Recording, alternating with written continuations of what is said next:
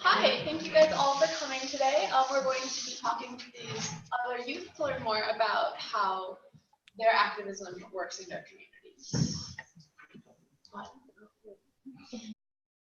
So the first question that we're going to have all of them answer, first introduce yourself, what's your name, and what sparked you to become an activist? Hi everyone, Jonathan Alonso Machiapelo. So everyone, my name is Jonathan Alonso. I am from the Pueblos of Laguna and Espleta. I'm also Apache, Chicano, and French. I'm 17 and I'm a senior at the Native American Community Academy here in Albuquerque. I'm the president of Fight for Lives and I was the lead organizer of the Albuquerque Climate Strike Citizen Activism. I think, so like there's so many ways to answer that question, but I think for me it really just like leads back to the fact that like my climate activism like never started like when I was born or like in this lifetime. It really just stems from me like being rooted in my Indigenous identity and recognizing that this like ecological justice and things like that have always been at the center of my identity as an Indigenous person. And so really being able to connect back to that and recognize that even though I'm doing a lot, like this started back when like my grandparents were doing very similar work.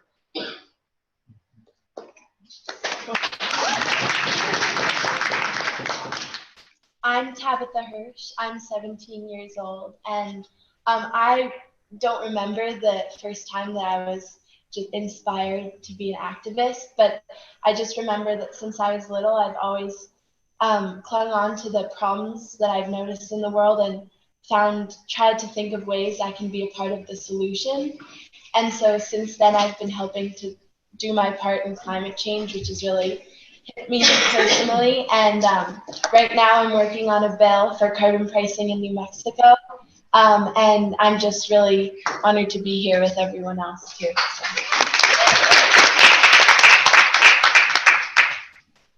Hello, my name is Seneca Johnson. I turned 18 last week. I'm from the Muskogee and Seminole Nations, and I'm a senior at the Santa Fe Indian School. I'm here as a representative of Yucca, so Youth United for Climate Crisis Action. And let's see, kind of like what Jonathan was saying, as an Indigenous person, I've always been surrounded by activism. Like, you know, we've been fighting since, I don't know, before my grandparents can even remember. So it's just always kind of been around. But I think the big turning point for me was when I was in 8th grade and I learned about the Pulse nightclub shooting. And it was my first time learning about all these different bills that were being introduced. And I saw, there was a solution and they chose not to take it. And so that's kind of what sparked me to, realize that I need to take things into my own hands. I do have power to change things. And so that's why when I got to high school, I, first opportunity jumped into the community organizing and activism community. So, yeah.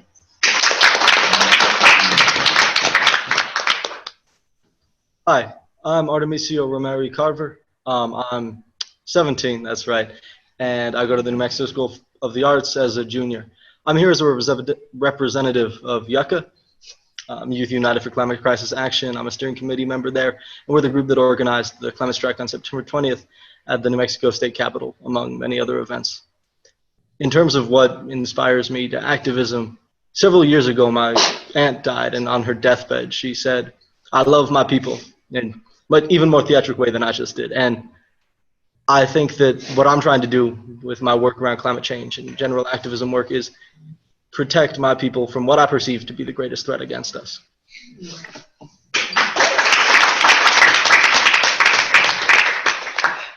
Hi, I'm Harper.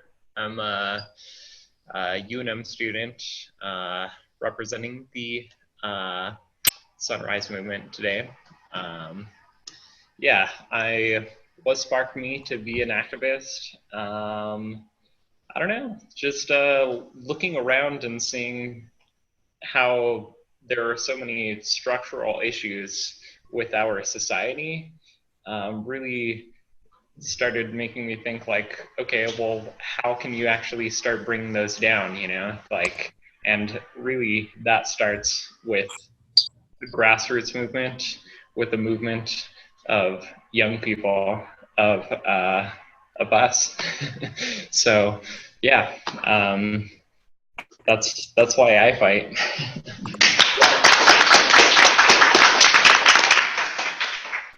Good afternoon, everyone. My name's Emma Shanat. I'm 16. I'm a junior at Independent Charter High School in downtown Albuquerque. I started working with 350 New Mexico and now Fight for Our Lives in late August of this year after joining my school's Environmental Education and Action Club.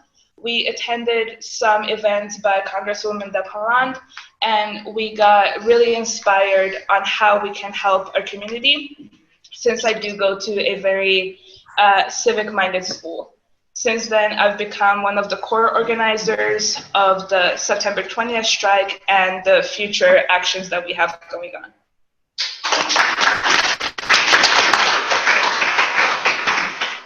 All right, and we have two people joining us. So we have them introduce themselves. Arielle, do you want to go first? Yeah, sure. Can you guys hear me? So my name is Arielle Martinez Cohen. I'm 18 years old, from Los Angeles, California, and I'm a freshman at Brown University, and I'm now the music director for 0 Hour as well. And the thing that kind of sparked my activism, I grew up with my mom, who was a community activist. She kind of like changed all the light bulbs in our community to conserve energy. And I would go all the time with her to knock on doors and like to collect the light bulbs and stuff. So I grew up around that. But I didn't really consider myself an activist until the 2016 presidential election. And around the same time, I saw other young people kind of raising their voices for things that they cared about. So I realized that I could do that myself. And so I, also at the same time, the California wildfires were starting to get worse. And I knew that Los Angeles always had air pollution problems. So I wanted to start fighting for my rights and other people's rights around climate change. And so I'm also a singer-songwriter. So I started writing songs about those issues. And now one of them is being used as the theme song for 0 Hour, as well as the Bulletin of the Atomic Scientists. And I also joined 0 Hour around that time and became the partnerships director, and I'm now the music director. So that's kind of my journey, and my passion is, using music to help create social change. Groovy. All right. Hey, guys. My name is Ethan Wright. I'm 19 years old. I'm the advocacy director of 0 Hour. So that entails anything it does with the platform, messaging, content creation, and like the policy wing of the organization. I'm a first year at George Mason's Honors College. And what got me into activism, it was luckily it comes from a more like safe and privileged area. And like at least when I was traveling through Glacier National Park, I had a talk with one of the rangers while we were looking at this glacier, and he was telling me about the founding, and there were about over 150 glaciers in the founding of Glacier National Park, and there are now about 25 active glaciers to this day. And if emissions keep rising and we are on the same track as we are now, there will be no glaciers in Glacier National Park by 2040, I think. And to hear that absurd statement about this idea that there's a national park founded on this idea of some ecological feat of a glacier, and for that to be completely destroyed by humankind, was a big wake-up call for me, and said like there's no reason for me to sit idly by any longer. And I saw that activism was a great medium to connect with people, like just people connections and talking to others, and this mass mobilization of youth especially. So I was very much inclined to getting involved, and luckily I had always been part of like an inclusive environment, being in the arts world and the theater world, and it gave me a great chance to use art for social change and have it as a platform, kind of going off of Arielle. That was just, there were just kind of like this snowball effect after that. And since then, I've just been working and doing community organizing. I took a gap year to work on politics and environmental justice. So 0 Hour has been my latest endeavor, and hopefully I will be with them for a long time.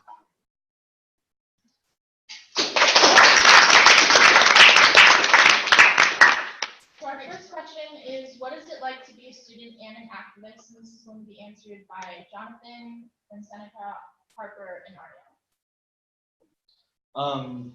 So I think there's like some very interesting dynamics that come into play. I think, let's see.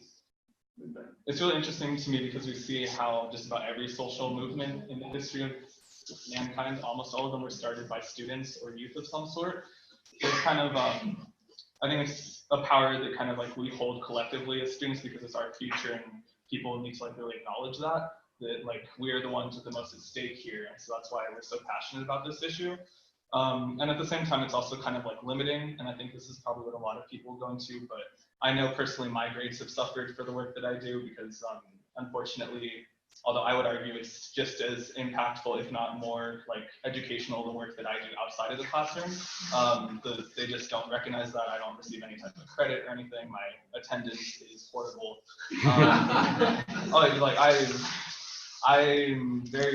I'm trying to graduate, I'll say that, on a very thin thread. But yeah, but on top of that, like I have experiences and awards and things that students my age just don't have. So it's a very interesting how that balances out. And I think that's like overall the hardest part is that like I love what I do. I wouldn't like change anything about it. The only thing is that like the way that schools are set up now, and I think charter schools could be a really like powerful force moving forward and changing this, but the way that it is now is like I don't get credit or anything inside of the academic world for what I do, even though, as you saw, many people would argue that it's just like useful.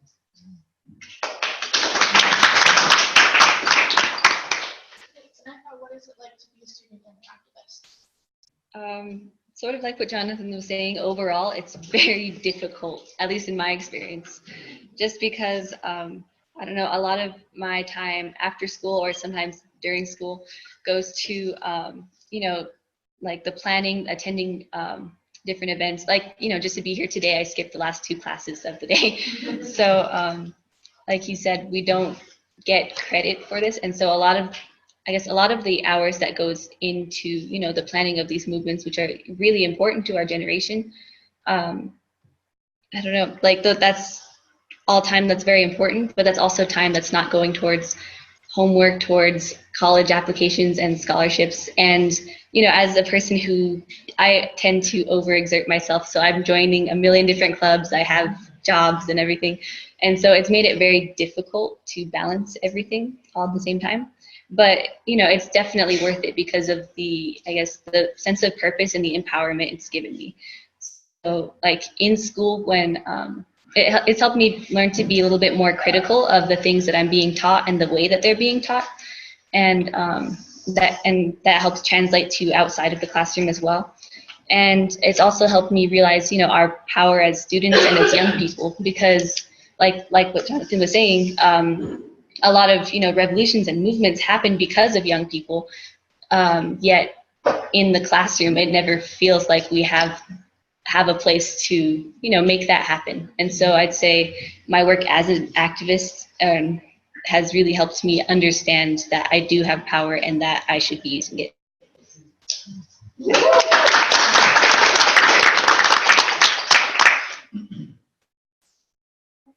What's it like to be both a student and an activist? So for me personally, it's very difficult to balance everything out.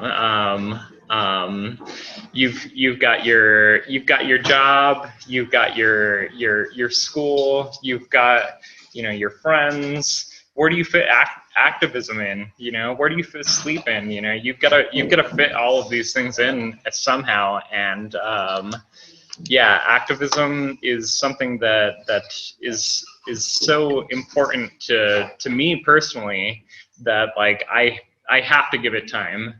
Actually, I don't think that I would have come back to college if I hadn't gotten back into activism, back into environmental activism,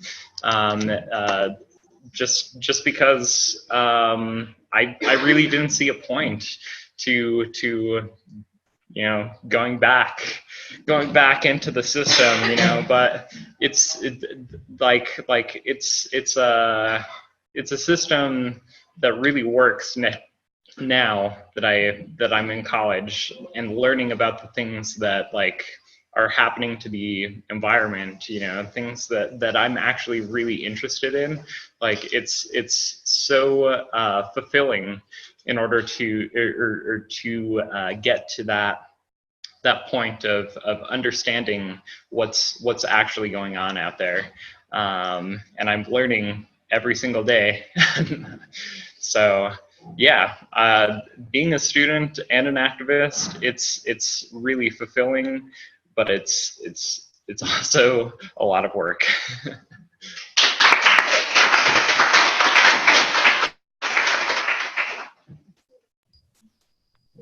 All right, Arielle, what is it like to be a student and an activist?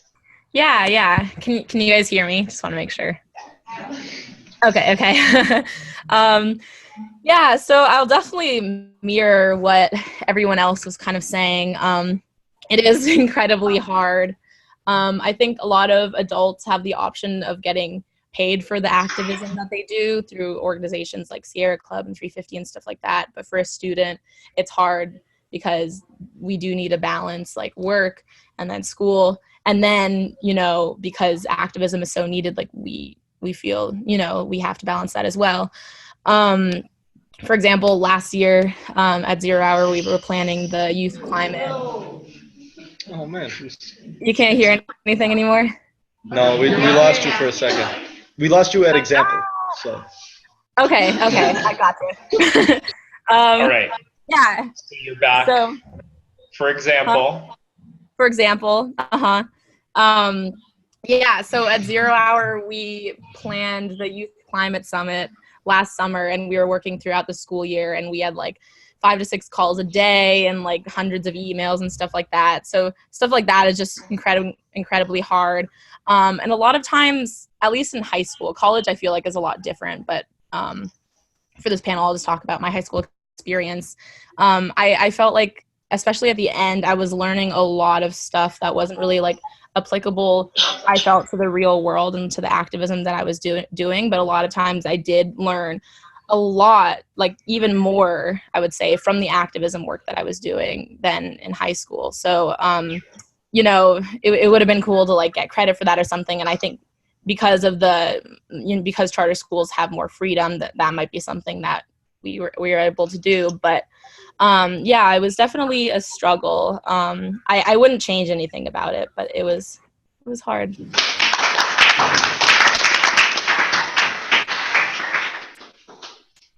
Okay, so the next question we're going to ask some of our panelists is, how has your school community impacted your activism? How has your activism impacted your school community? We're going to start with Seneca. Okay, so I go to Santa Fe Indian School, which, as you know, is all Native American. And it's primarily a dormitory school, but I am a day student there. And I think that going to that school and having that be my community has helped for me to better understand everything, frontline communities are going through as far as the climate crisis. And it has helped me, how should I say this? It has helped me, it's given me the responsibility of learning to be a better representative, because a lot of people at my school don't have the option of, just skipping class like me to come here. They don't have the option to, go to these events or speak their minds. And so I feel like because that is my school community, I have a greater responsibility to try and represent, Santa Fe Indian School and Indigenous communities.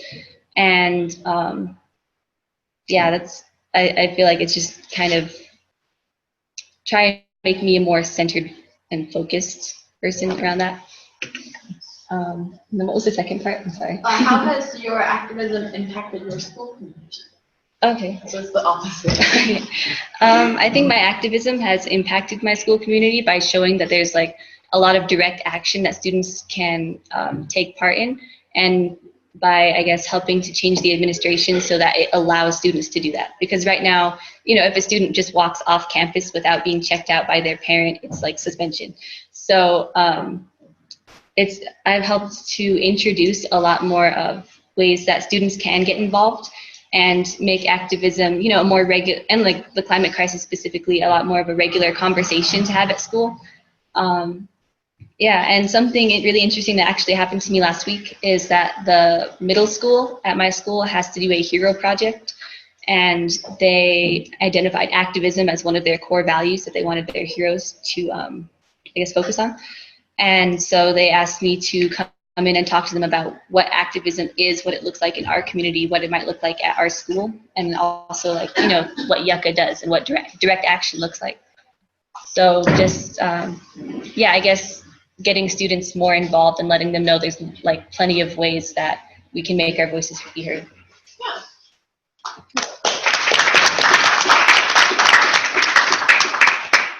Arte, how has your school community impacted your activism, and how has your activism impacted your school community? Let's see. I go to an art school, so in terms of I've been able to get some leniency in the activism work as qualifying it as performance art. Like right now, I'm doing a performance art piece with all of you. Right,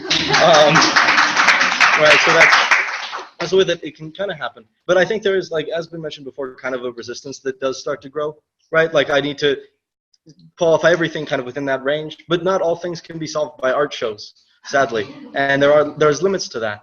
But there also doesn't seem to be a recognition, at least not in my experience with certain parts of my school, that there is a massive overlap between the curriculum that's being taught and also what is gained and learned from activism. I mean, I'm taking an AP environmental class, and none of my work with Yucca counts as any credit for that, but that doesn't make sense to me, right? There is the skills that are being taught through activism, the things that you can gain from that are just as real and just as valid as the things that can be taught in a traditional academic institution. In terms of my relationship with the NMSA community, it's interesting because I think a lot in our concept of, I think for some of you, the concept of teenagers, there's a lot of cynicism within our generation, but there also is I don't know, I talk to people and they really do want to be involved. They really are interested. But then I ask them if they can come or make something. And it's specific to NMSA, but I also think it is a wider problem. Students are constantly overburdened a lot, especially when we're getting near the college application time. And they simply don't have the free time. I mean, especially I know a lot of people from lower incomes, myself included, you have to take a job, right? And that's very hard to then balance against school, against activism, against personal fulfillment, right? And that kind of pressure comes from the school, and that also dissuades a lot of youth activism. And I think that's been my feeling within my community, but also kind of the larger thing that I've seen. You're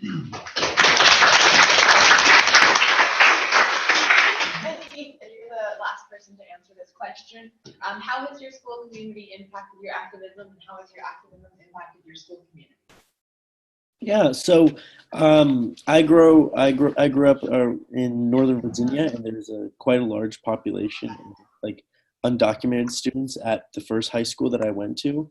And I remember during the 2016 election, and we had quite a bit of minority-based groups and kind of youth student leaders really took charge and started protesting a lot. And that was the first time I really got a glimpse of what community organizing was. And the school was very hard on us.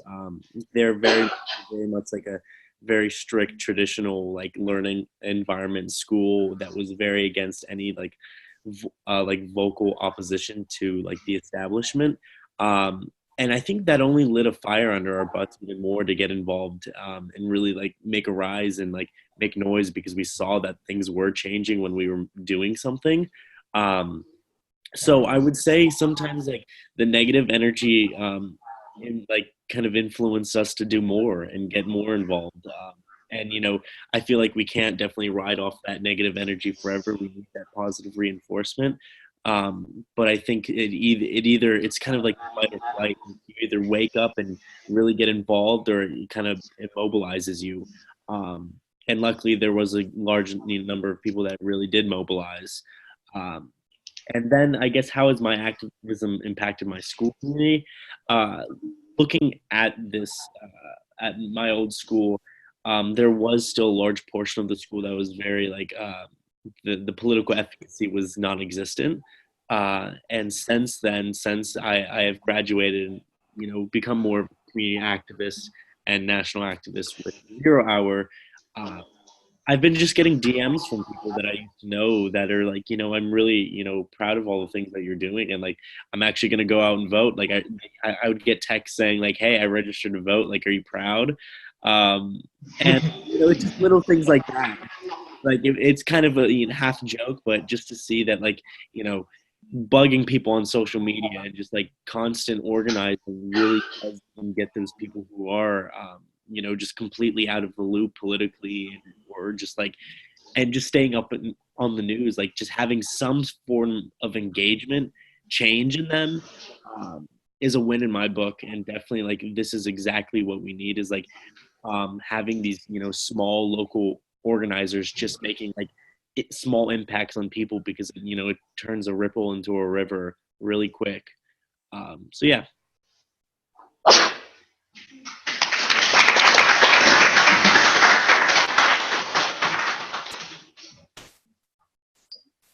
So our third question is, has your schooling contributed to your knowledge of activism, and if so, how?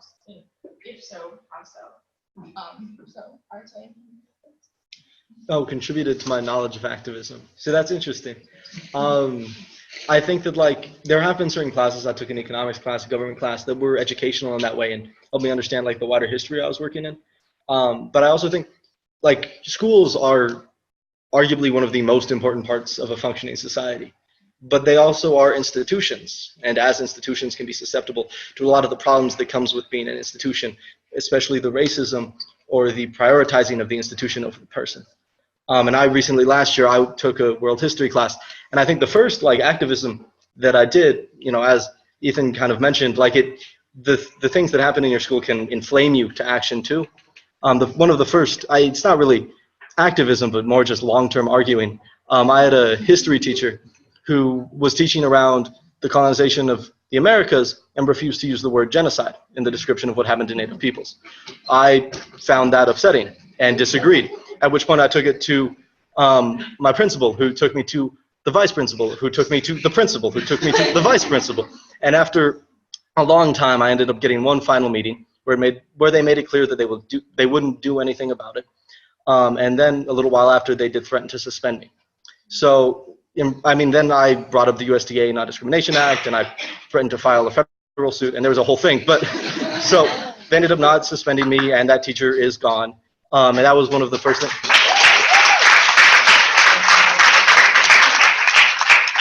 And I mean, you know, not at all to like kind of say it was a good thing, but that opposition did push me to some of those first actions. But I think the thing that hopefully you can take away from that narrative is just that schools are just as susceptible to those systematic problems, and those are the kind of things that really do like affect how we can work within them.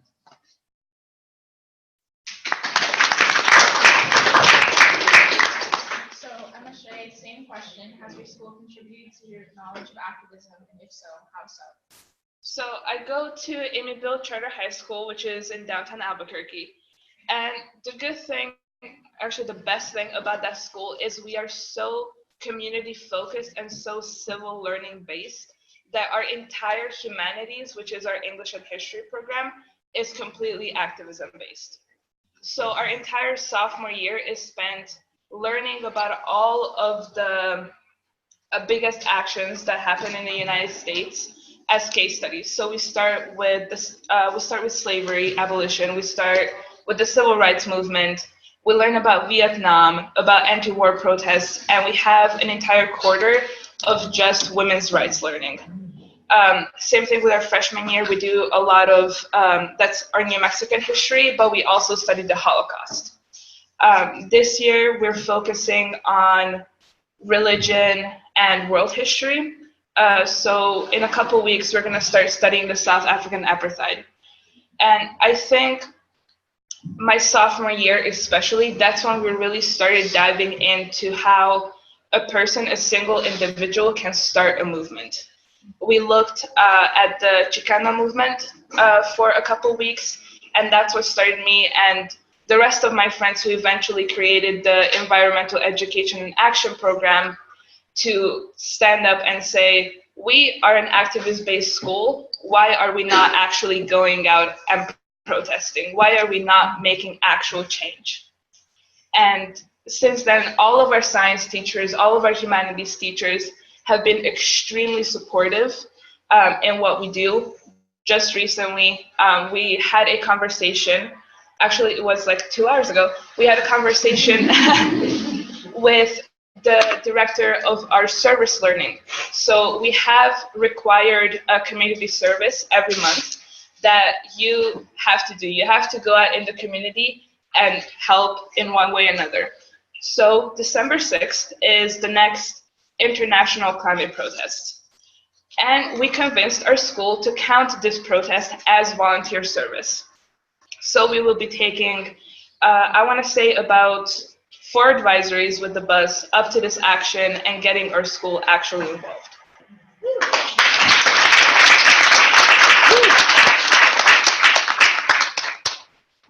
Same question. Has your school contributed to your knowledge of activism, and if so, how so? So my school, I'm really lucky that they're so supportive of students who are want to be involved in the community. And just when this climate strike happened, a bunch of us got together and we're like, we need to make it so our whole school comes to this. And we met with Yucca and we got to work with them, and we brought a majority of the school to to the climate strike, and nobody was penalized for leaving class. And so that was really cool. And also we have a weekly opportunity to be involved in community service, and it's mandatory, 2 or 3 hours, I think, a week. And in 9th grade, I had the opportunity to join a climate action group through policy that was working towards carbon pricing and the idea that we need to pay for pollution. So we can't just keep these bad habits and keep destroying our planet without a cost. And that really spoke to me. And since then, I've been a leader in making that a bill here in the state and making New Mexico the first state to have carbon pricing while still protecting all New Mexican households from low to moderate income and rural New Mexicans. So the school fostered this incredible opportunity for us to be activists and get involved, but it still was, an allotted time once a week to check a box, and I think it needs to go much further than that.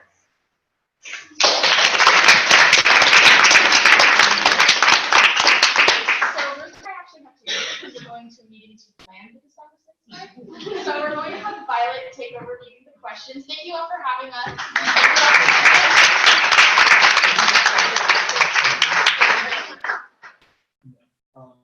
I will probably be late. Okay. Hi guys. We have one more person answering that one. Let me see.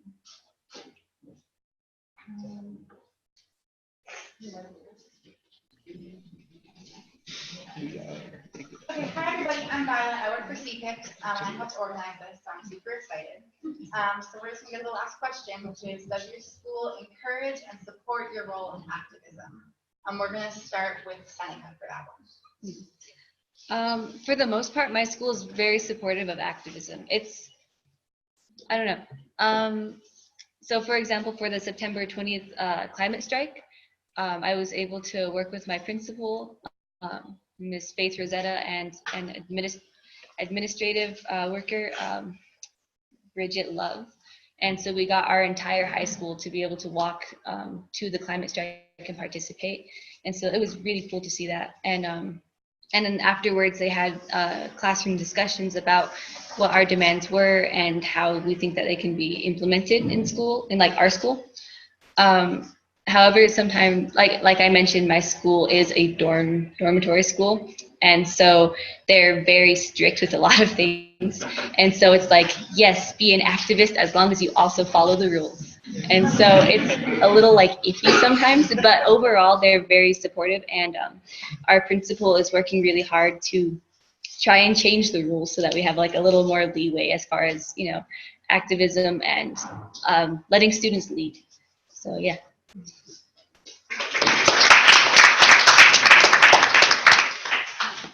our next question Arielle, does your school encourage and support your role in activism? Yeah.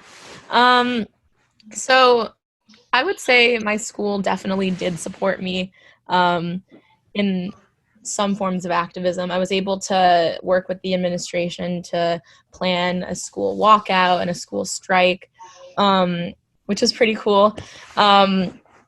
But I mean, there was only so much they could do because in Europe it's actually different. A lot more people can do things like climate strikes because I've learned that they don't have laws stating that, you know, you have to go to school, like attendance is mandatory. And because here I feel like attendance, however many people are in class, that's how much the teachers get paid. At least that's how it was in California. So it was a lot harder for them to kind of work with different activist events. However, we did get a few things passed, which was cool. I would also say a lot of times there were issues with transparency. Like I would try to get some things done and they'd just say no without giving a reason why. So there were some kind of roadblocks, but I could see they were really making an effort to try to allow different students to create these events and push for more social change.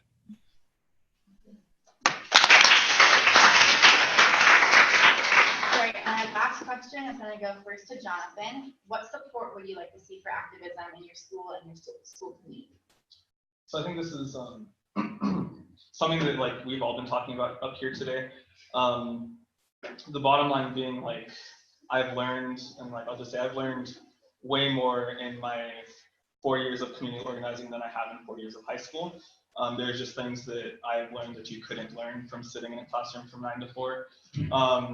And with that, like what would be most beneficial, in my opinion, is programs like MSA and other students up here mentioned, where students can actually receive credit and add like grades, stuff like that, where this actually counts towards our academic life, and it isn't something that, as it is now, it's not exactly counting against me. I have horrible attendance record, things like that at the end of the day, like, isn't the biggest thing, but ways where it also won't count against me, and I can also be supported in those ways.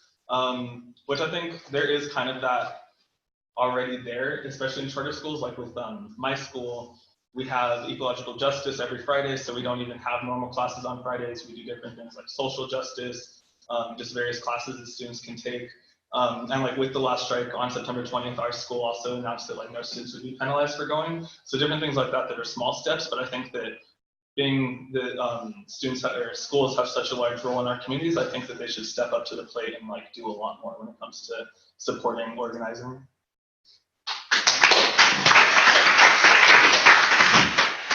Tabitha, what support would you like to see for activism in your school? I think there's a lot of support that we still need to see for activism in my school, even though they really create an environment that allows us to take opportunities to be activists.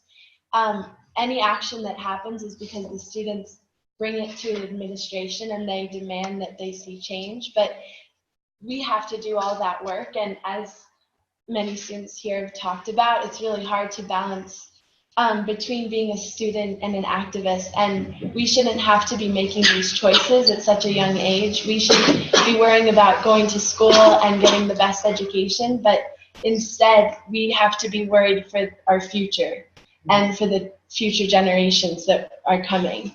And I think that schools need to understand that and enforce curriculum that is for change, so that we don't have to bring that to them, but that they're bringing that education and those opportunities to us and giving us an ability to pursue that without, you know, losing other things. But I think curriculum for how we can make a difference should be treated equally important as important as taking a math class. What is math going to do if we don't have a future to use it in? So.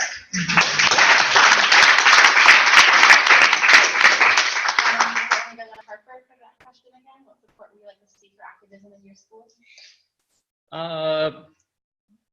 At the college level, it becomes a little bit more different than charter schools. I feel like charter schools are a perfect place to, allow students to flourish in these ways. I mean, if a charter school is there to allow a student to explore their passions, then activism is a lot of our passions right now. Like that is one of our main concerns. So I wish that in the public school system I got more of that support, but but I did not.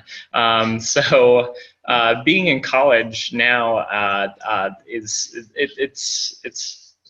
it's a whole new world, basically. I wish that I had learned a lot of these skills that I'm learning now, of like actually how to organize people. I can have a conversation with somebody, but man, talking to all of you guys in front of you guys and trying to get you riled up is really difficult, So where were those opportunities, So I don't know, but I mean, the reason why I'm doing it is because I'm passionate about it, right? So I'm not good at it. But I'm passionate about it, and I will give all of my energy to it. And what schools really need to realize is that if you have a student that's like me, who has a passion for something, and you stifle it with all of these rules or something like that, or it's you're not letting them live up to their full potential, because there's so much that I've learned since coming out of high school, about myself, about the world, just through activism. This is such a great way that people can get involved with their communities and learn. And gosh, there's just so many good things that come from this. So I don't know where to end that, so I'll end that right there. Good one. All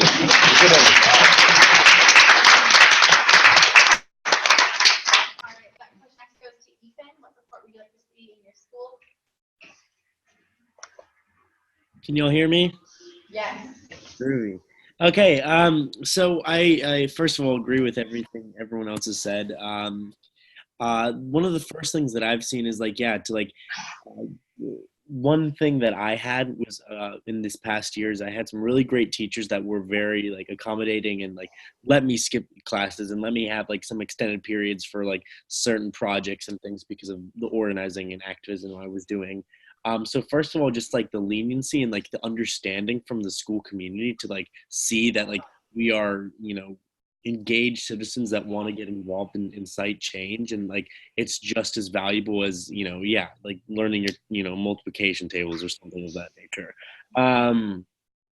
You should still learn your multiplication tables. That's very important, I think. But I think one of the biggest things is shifting the culture around what an ideal student is, because I feel we talk about this ideal student in the traditional academic way of being studious and making sure you have A's in all your classes, when in reality there's so much more to this. It's a worldly thing. We should be engaged in what's going on environmentally, politically, and stay up to date on all these. And one of the biggest things that we need to do is have more classes that reflect what we need to go into in the society. I want to see more environmental justice classes. I want to see more revolutionary movement classes, more women of color classes. And then with that, hopefully there is a cultural shift around what civic engagement is for students, and to see that, we do have the ability to incite change, so we need to give them the space to incite change. And letting the students take the lead on this, I think. For so long, we always hear that, school systems are saying that, kids are the answers. We're the generation of the future. We have all the great things going about it. Yet when we tell them these answers and we tell them what we think is good, they're like, "Oh, you don't understand how this works," or that's just not how the way it is. The whole idea of the climate justice movement is about disrupting the status quo, and we cannot do that if we stay in line with how most schools, characterize activism. All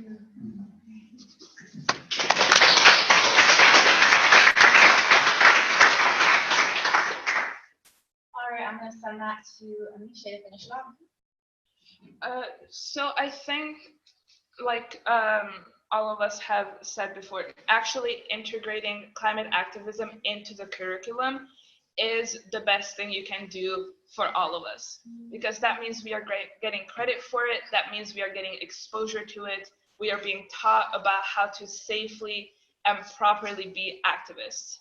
And in my opinion, that should start in all of our science classes, since in high school we are required to take an earth and environmental class, which for me I think was only a semester.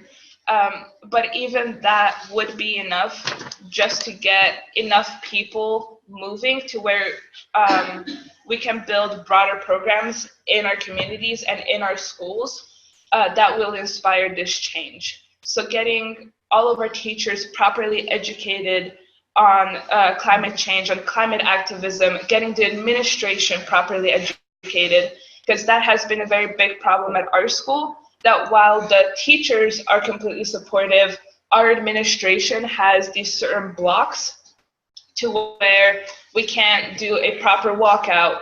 We have to go through all of these channels to get classes canceled if we want to take part in a protest. You have to do this and you have to do this.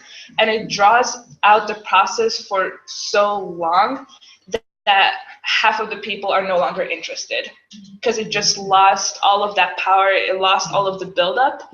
And I think getting the faculty actually knowledgeable and getting them interested in how important this is to the youth is going to be our first step to getting this entire state mobilized as climate activists.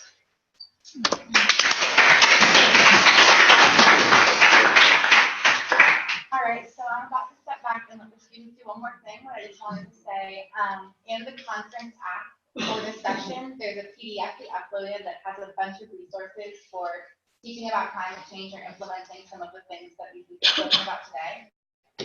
So I really encourage you to check out that list. And now I'm going to pass it off to the students to present the resolution. So given all of the experiences that you have heard from our students, we have a resolution to present to the CPICS, which will be pulled up. There we go. There we go. So, whereas we represent schools across the United States, whereas we believe that our schools need to prepare students to positively shape the world, whereas youth across the globe are taking action against violence, whereas climate change is a social justice and equity issue that disproportionately impacts young people, people of color, indigenous people, and people in poverty, thereby exacerbating existing inequalities. Whereas we believe that it is crucial to advocate for climate action to curtail one of the greatest threats facing communities throughout the world. Whereas there is broad scientific consensus among climate scientists that human activities contributing to increases in greenhouse gas emissions are the dominant cause in climate change. Whereas the global impact, urgency, and magnitude of the challenge of addressing climate change calls for leadership in all sectors of society, all institutions, and all elected officials. Whereas more than 105 school boards and student councils have passed nonpartisan climate action resolutions nationally. therefore be it resolved that the Coalition of Public Independent Charter Schools will address these issues by adopting the following at its annual membership meetings. 1. The CPICS Statement of Principles shall include an urgency of addressing the climate crisis. 2. The Governing Board of CPICS member schools, as public institutions charged with the welfare of children, shall declare that climate change is a generational justice issue. B. Call on Congress to take action and end 30 years of climate neglect by enacting national policies to restore the climate for the good of young people and future generations. C. Support divestment from extractive or pollutive industries. D. Support initiatives to address the climate crisis. E, strive to achieve 100% renewable and carbon neutrality by 2030 with equity, racial, economic, environmental justice, and community solutions at the center. F, pledge to support students and their activism by providing them with the tools to become more effective advocates. 3. CPICS will integrate climate literacy into its certification process by 2021.